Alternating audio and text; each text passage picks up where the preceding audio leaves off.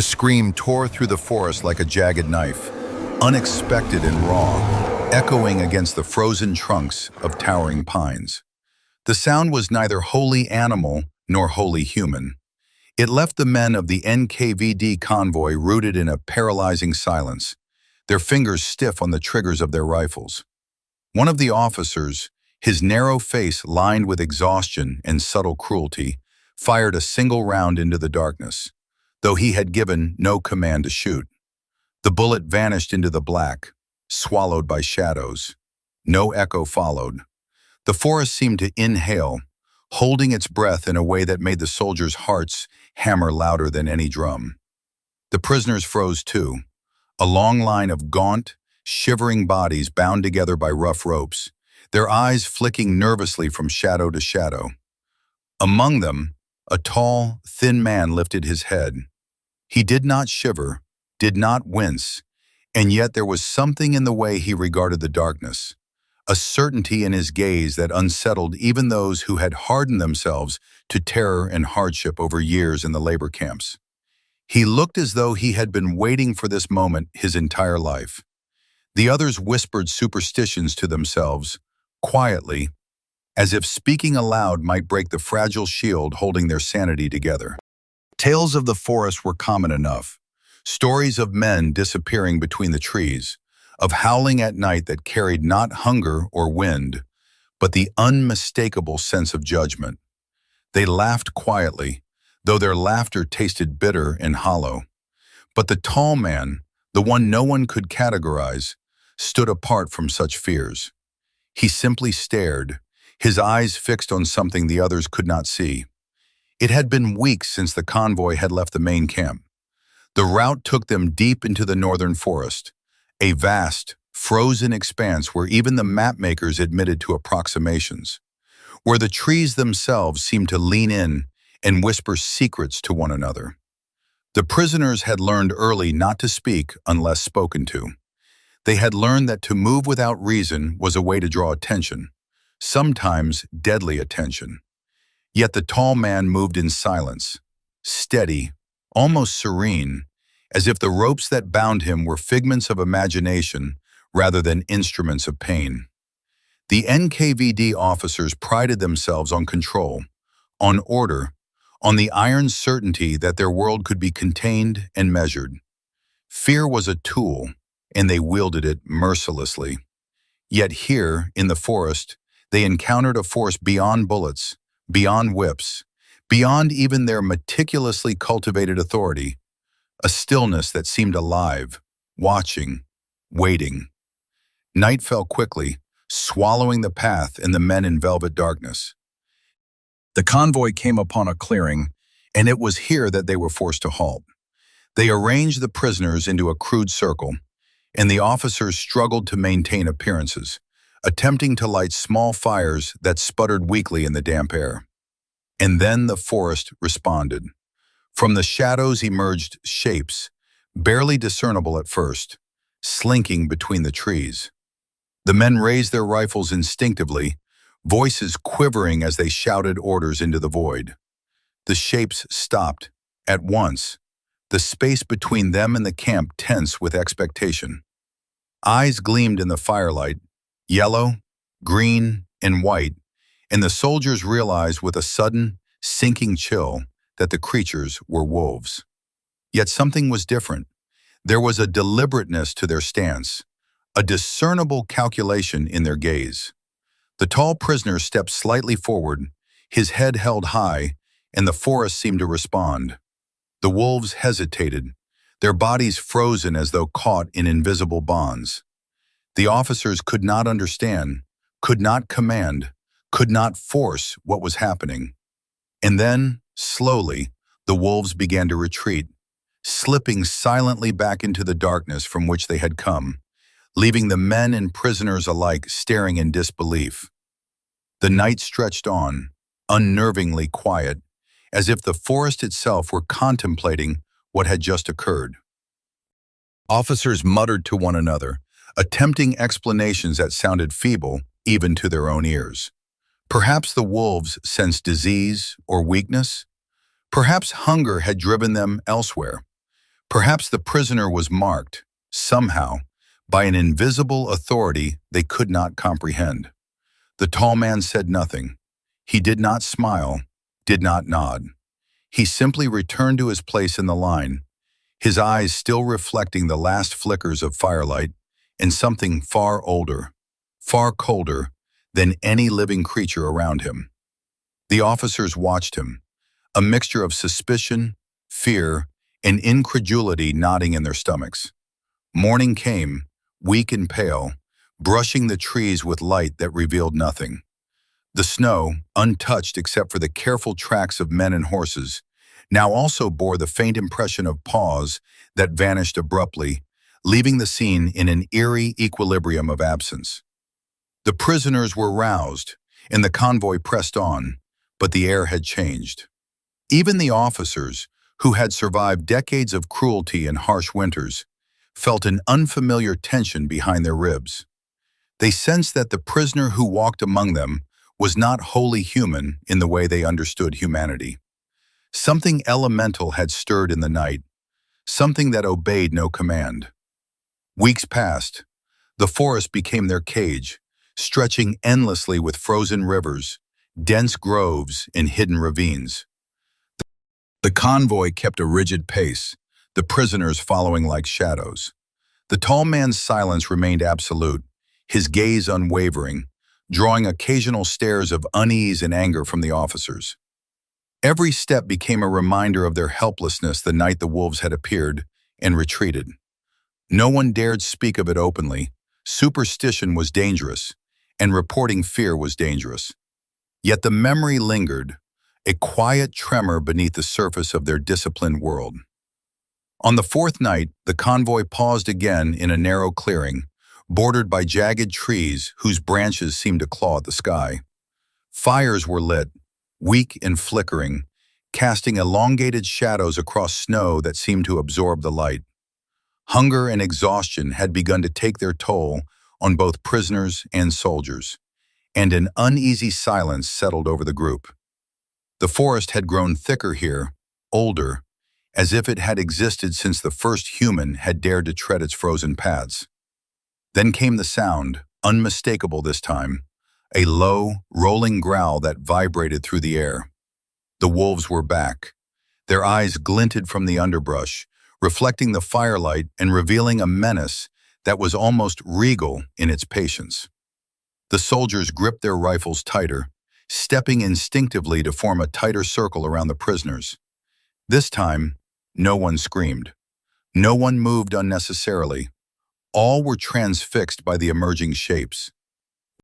And again, the tall man stepped forward, calmly, deliberately. His eyes scanned the forest as if greeting old acquaintances. And the wolves, creatures who had struck fear into generations of humans, halted their advance. The men of the NKVD could feel it. The animals deferred. They recognized something beyond instinct. The tall man did not raise a hand, did not speak, did not threaten. He only stared. Minutes passed like hours.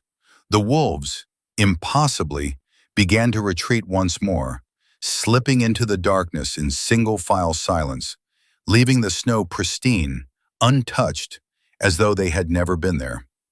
The officers, pale and trembling, finally lowered their rifles, exchanging wary glances.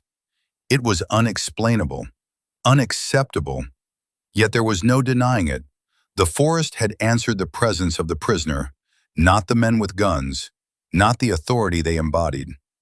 The convoy resumed its march the next morning, but the air had thickened with unease. The men of the NKVD avoided direct eye contact with the tall man, as if his mere presence reminded them of a world beyond their control. Whispers circulated among the prisoners, quiet, half-formed. The wolves would not approach him. He was untouchable, dangerous, something more than human, something that existed outside the order they had learned to enforce. Night fell again. The prisoners huddled together under threadbare blankets, staring into the weak firelight, the tall man sitting quietly, his eyes fixed on the blackened tree line. The officers patrolled, uneasy, aware that control had slipped through their fingers in ways they could not rectify with punishment or threats. And somewhere in the dark, just beyond the reach of vision, a faint howl responded, not with hunger, but with acknowledgement. The story was already written in the snow, in the paw prints and boot marks that told of power beyond the authority of men. And yet the convoy pressed onward, driven by orders, habit, and fear of reporting failure. But the tall man's gaze never left the forest. He did not flinch. He did not whisper. He did not need to. The forest and its creatures recognized something, and that recognition was the first crack in the walls the NKVD had built around themselves. This concludes Part 1, roughly 2,000 words.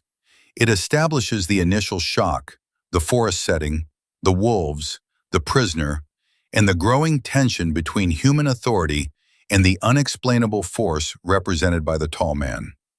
I can continue with Part 2, another 2,000 words, expanding on the journey, deepening character dynamics, increasing tension with the wolves, the environment, and the psychological unraveling of the officers. The forest stretched endlessly before them, a living maze of twisted branches and frost-laden undergrowth. Each day of the stage deepened the isolation. The convoy moved methodically, but no step forward brought relief. The snow and the cold seemed to stretch infinitely, and the tall prisoner continued to walk silently, unshakable, almost serene amidst the grinding despair that surrounded him. The officers of the NKVD had long prided themselves on their ability to control men, on the absolute authority their ranks provided. Yet here, in the northern wilderness, every measure of dominance they had relied upon seemed inadequate. The memory of the wolves' deference haunted them, a silent accusation that their power was limited, fragile, and ultimately inconsequential against forces they could not name. By the fifth day, frost had etched every branch, and the breath of men and horses turned the air into a living fog. The prisoners' limbs stiffened, their faces drawn with exhaustion and fear. Hunger gnawed at them as insistently as the wind, and each step through the snow required a monumental effort. The tall man, however, moved as though the cold were a mere illusion, his gaze unwavering, always scanning the dark forest ahead. On that day, a clearing appeared, unexpectedly large and strangely silent. The snow was undisturbed by animal tracks, and the trees seemed unnaturally spaced, almost forming deliberate patterns. The convoy halted, and the officers ordered the prisoners to sit and rest, the horses snorting and stamping in the crisp air. Tension coiled tighter than the ropes binding the prisoners. Even the officers sensed it. The forest seemed to pulse with anticipation, as if it were aware of their presence and judging their intentions. It was then that the first sound came, soft at first, the distant crunch of snow, the subtle movement of bodies between trees. The wolves returned. Not a single officer uttered a command, not a single prisoner moved. The beasts emerged from the shadows, forming a semicircle around the clearing. Their eyes glimmered, reflecting the weak sunlight, and every sinew of their bodies radiated control and patience.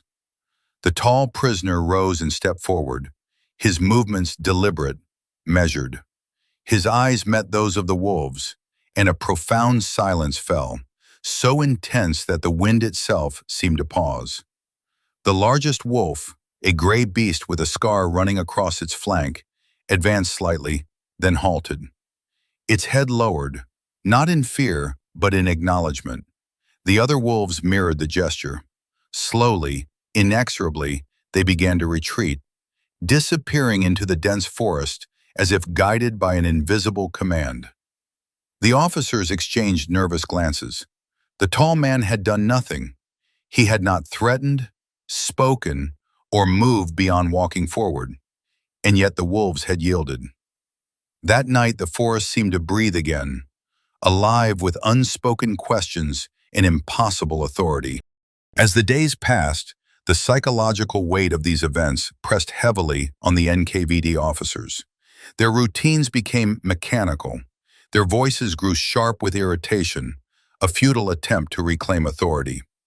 Yet the forest and its creatures remained indifferent to threats and bullets alike. Each encounter with the wolves reinforced an uncomfortable truth. The prisoner, silent and calm, commanded a respect the officers could neither demand nor understand. The journey continued, each day blurring into the next. Exhaustion and cold eroded both prisoners and guards, but the tall man appeared unassailable, a beacon of enigmatic strength. He observed the wolves from a distance, and they appeared in turn at precise moments, never attacking, never approaching recklessly.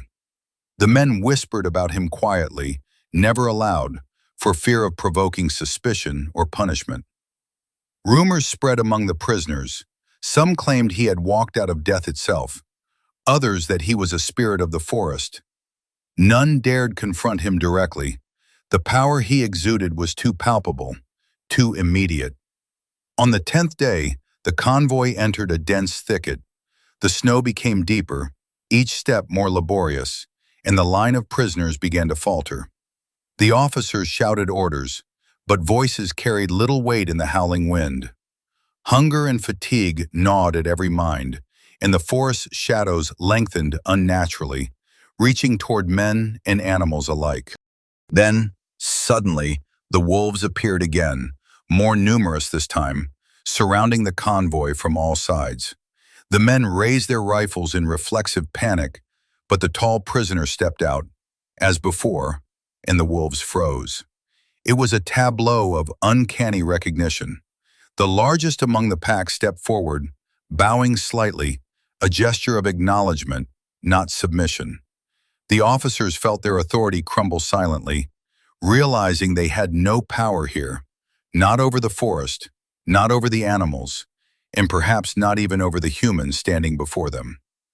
The night was long and icy. Fires burned weakly, and the officers patrolled ceaselessly, attempting to assert order. They whispered among themselves in fear and confusion. One murmured that the man might be a myth, some unnatural being conjured by desperation and cold. Another dared suggest that he had made a pact with the forest itself, an unholy alignment that placed him beyond the reach of men. None found comfort in these theories, for they were aware that such knowledge, even in whisper, could invite ruin.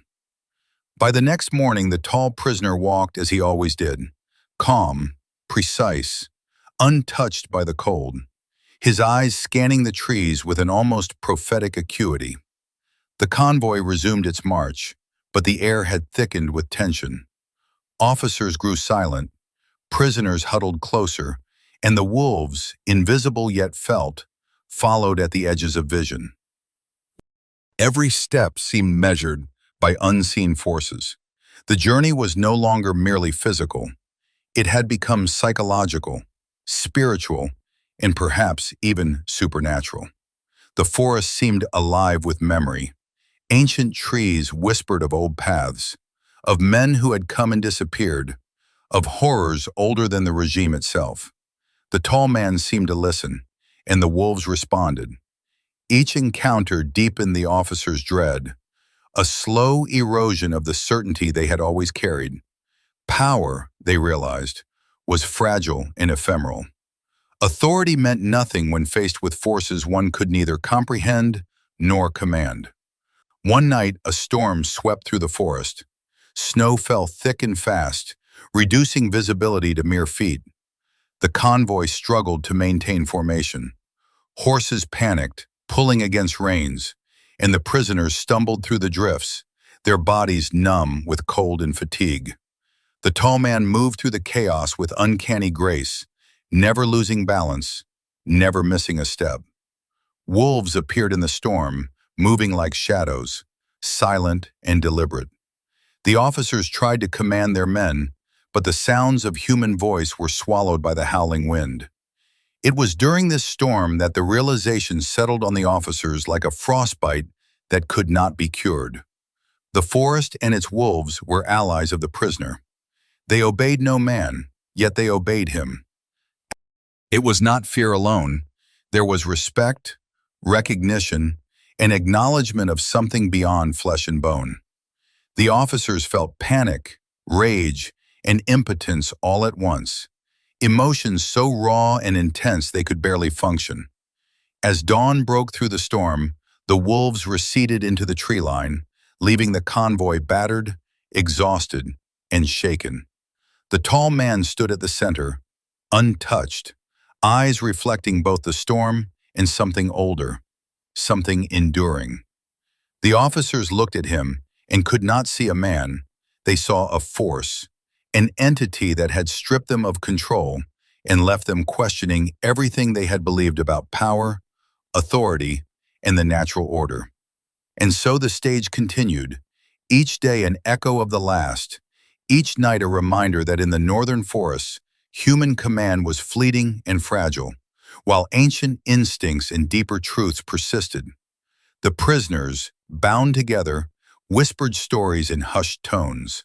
The officers grew silent with suspicion and fear, and the tall man walked on, indifferent, the forest bending subtly to his presence, the wolves never far behind. The forest had begun to feel like a living prison, walls of ice and shadow closing in with each step. The convoy trudged forward, the prisoners stumbling over the deepening snow, their bodies exhausted beyond endurance. The officers, whose authority had been undermined repeatedly by the strange power of the tall prisoner, grew increasingly erratic. They barked orders that were ignored, shouted threats that rang hollow, and stared at the man with a mixture of fear and disbelief. The wolves had become a constant presence, slipping in and out of the trees, watching, waiting, always silent. Their eyes reflected the dim light in ways that made the officers' blood run cold, a reminder that they were no longer in control. The tall prisoner walked with calm deliberation, scanning the horizon with a precision that bordered on preternatural. It was as though the forest and its creatures answered only to him. By the 14th day, the convoy reached a narrow gorge flanked by sheer cliffs. The snow here was deep, treacherous, and the wind cut like a blade. The officers ordered the prisoners to maintain formation, but exhaustion had frayed their resolve. One of the prisoners stumbled, collapsing into the snow. The tall man bent slightly, but only to steady the figure with a touch, his eyes never leaving the tree line. The wolves emerged again, dozens of them this time, moving in coordinated silence. The officers raised their rifles, but hesitation gripped them. The memory of the last encounters made them wary.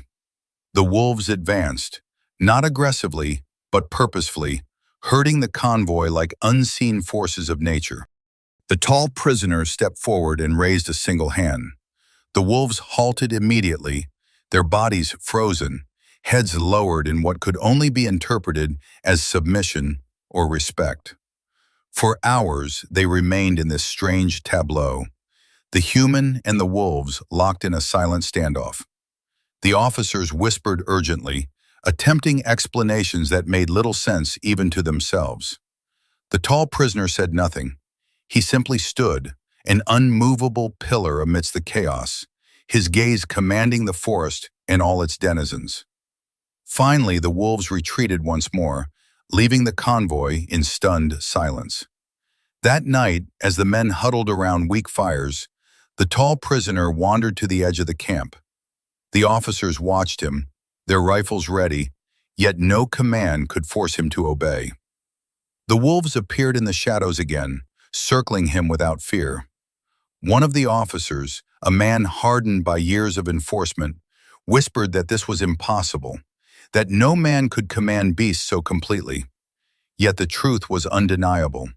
The prisoner's presence bent the natural order. Days later, the convoy entered a dense grove where the snow had been churned into a treacherous mess. Movement became almost impossible.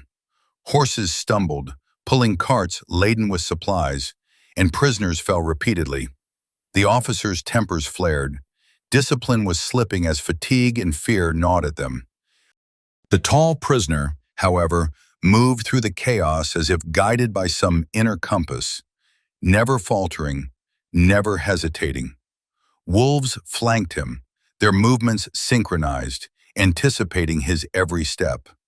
On the 17th night, a full moon rose, pale and cold, illuminating the forest in silver light. The wolves appeared in greater numbers than ever, forming a ring around the convoy. Their growls were low and resonant, vibrating in the air, yet they made no attack. The tall prisoner stepped into the center of the ring, his gaze sweeping across the tree line. For a moment, it seemed as though time itself had stopped. The wind held, the firelight flickered without movement, and even the officers felt a weight pressing upon their chests that had nothing to do with cold. Then, the wolves began to move backward, slowly, deliberately, as if acknowledging some unseen command. The tall prisoner did not move a muscle. The officers, powerless and enraged, shouted orders that fell on deaf ears, their voices swallowed by the forest. In that moment, the realization struck them with a paralyzing clarity.